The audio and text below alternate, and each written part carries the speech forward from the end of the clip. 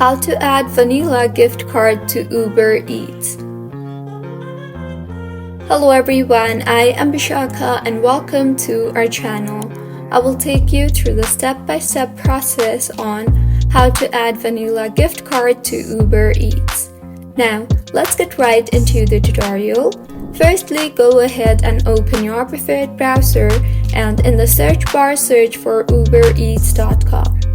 Make sure you are logged in, and if not, then go ahead and log yourself.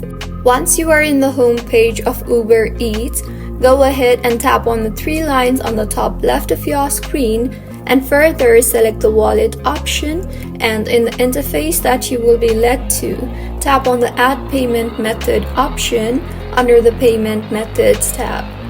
You will then be asked to select from the provided options, so select the Spend option. Further, you will be able to see the gift card option. Tap on that and in the enter code text box, go ahead and enter your vanilla gift card code.